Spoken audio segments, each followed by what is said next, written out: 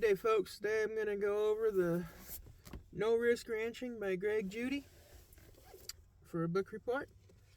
It's been a while since I've done a book report, so this one's probably not going to be the best, but I'm going to do it anyway. Alrighty, folks, so I'm going to try to look at the camera as much as possible, but I do got some stuff written down so I don't lose my talking points too terribly much. I'm sure I will anyway.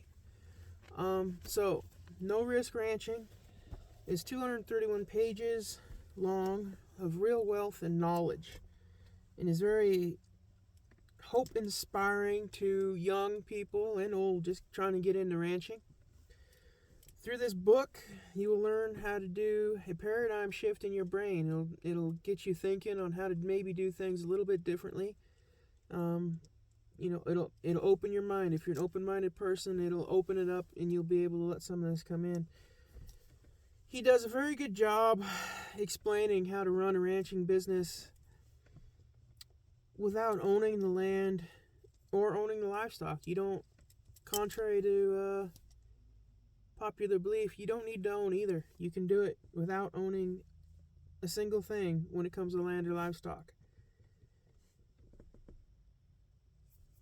He goes over how to make contracts for doing leases, how to make lease contracts and custom grazing contracts in this book. That, to me, I don't want to say it. That's the reading where you got to stop and kind of read through and look at the numbers. You got to study those couple of pages where he has it broke down on how to do it. That's where you got to study it more in this book. And goes over, if you treat the land and the livestock, the better you treat these other people's land, other people's animals that come onto the place, and they see this, they'll come back again. If they know that you're treating them like you own them and you want to improve everything, they'll want you to do it again next year, so you'll be able to have returning customers. And they will eventually also spread the word on, well, my ground is looking a lot better. I'm getting more wildlife out here on my ranch. Especially if you're in an area where you got people from the big cities coming out and buying hunting ground. Conventional farming isn't intuitive to promote good wildlife life. It's not. No matter what there's not. You're always spraying something. You're haying it down. It doesn't promote very good wildlife habitat.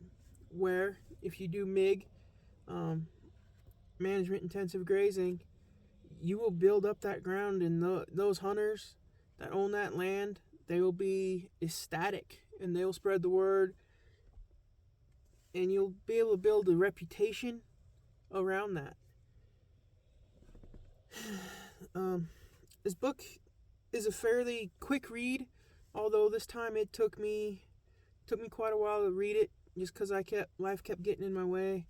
The first time I read it, it was the middle of winter and 30 below out. I couldn't do nothing. I didn't have the sheep or nothing yet, so wintertime, if I was home, it was read books or watch webinars. So, the first time I read this, I spent a day doing it. It's always good to go back and reread the books you have, especially these. Well, this one here is based on, it's how he was able to attain from keeping his land through going through a bad divorce and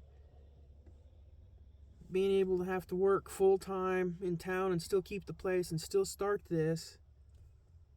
You're able to do it. And so this book is like I say, it's a quick, easy read.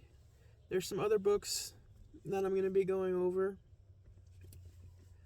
that aren't going to be so quick. Some of the books I might even have to break into a few part videos. But mainly, yeah, you want to keep learning. In this regen stuff, there's a quote by Alan Nation.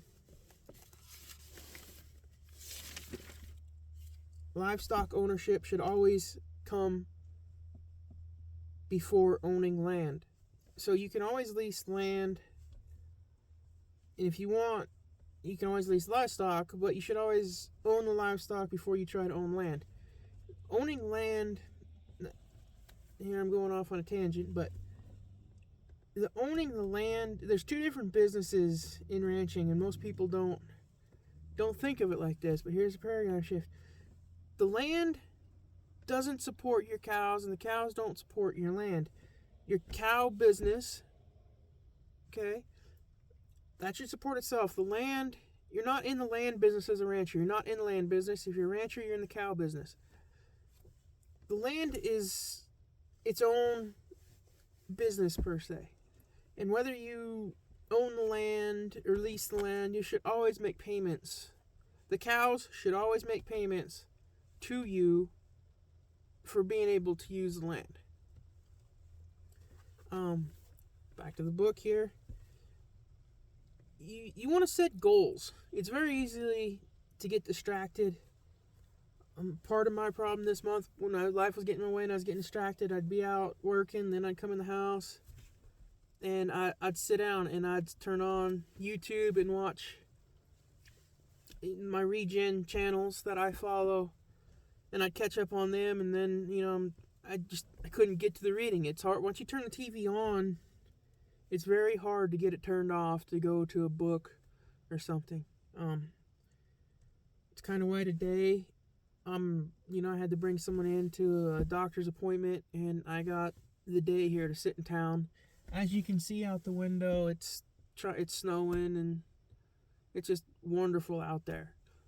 But even here, it's very easy to get distracted. You just start looking at YouTube on your phone or Facebook and dive in it. I'm on quite a few Facebook pages of regen and YouTube. It's very easy to get distracted.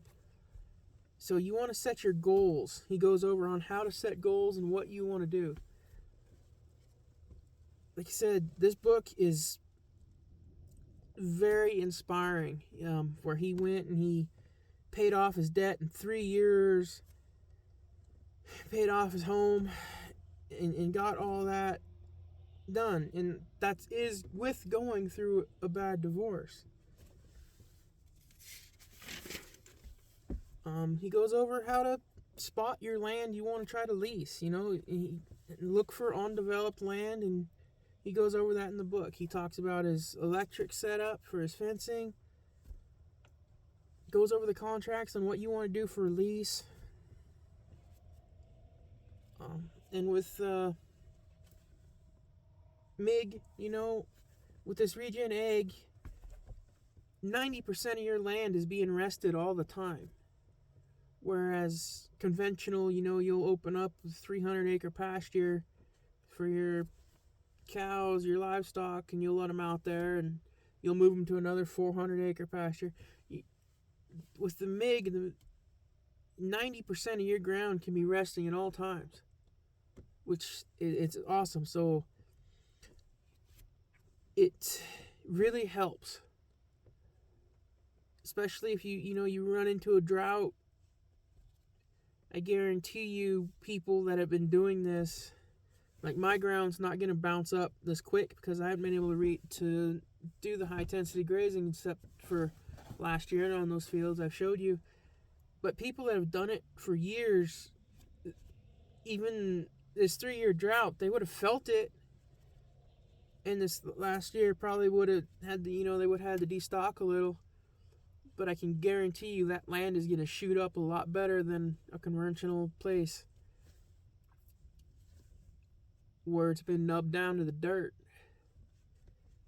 So, but yeah, so I guess, like I said, it's a very quick, easy book to read. You can look up Greg Judy, Greener. Hold on, I'm getting his ranch and Steve Kenyon's mixed up on their link. Look up Greg Judy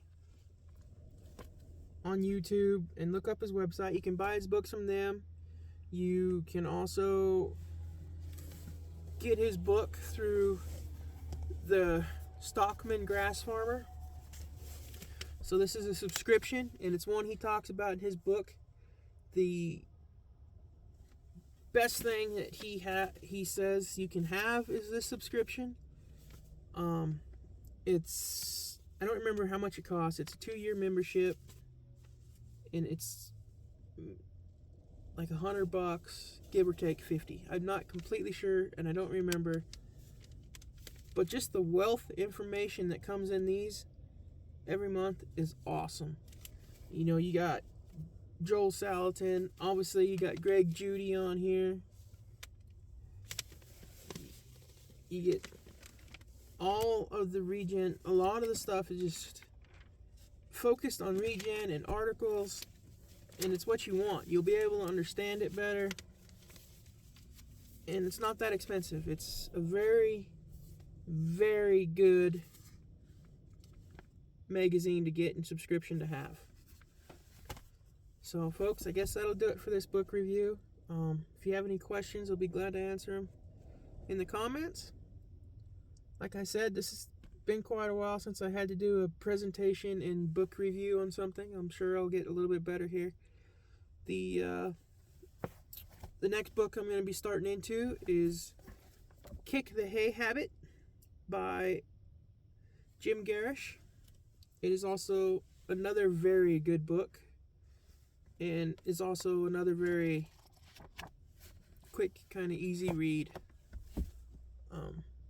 So that will be this next month's book review towards the end of the month. Yeah.